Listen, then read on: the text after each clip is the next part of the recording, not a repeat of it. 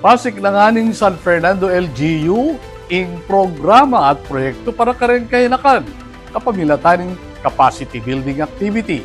Ayon ng report ng Patricia Mamao.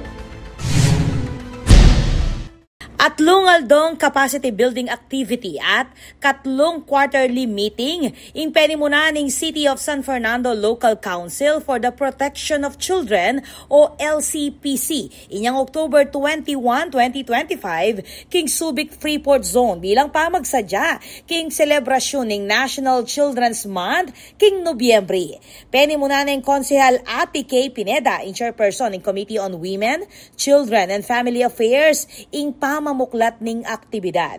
Dinikdiketing balaw sa pamanutok ng Mayor Vilma Caluwag, LCPC Chairperson, karang programang Manyulong king kapakanan at karapatan dareng kayanakang Fernandino. Kabilang king mumunang aldo ning programa ing orientation king anti-online sexual abuse and exploitation of children o OSAEC at anti-child sexual abuse or exploitation materials apeni muna ng Cheryl Santos, ibat king Department of Social Welfare and Development o DSWD Region 3. Kapag nasana niting pasik na nga ning kakayanan dareng lokala tagapagpatupad, kareng kimut, kareng kaso king pamanabuso, kareng anak, lakwas na ngening digital a panahon.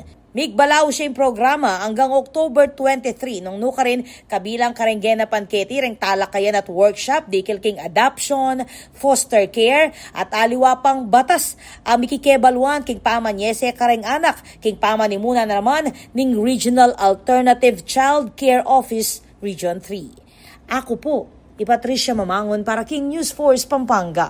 Balitang tutuking Balen, susuyo.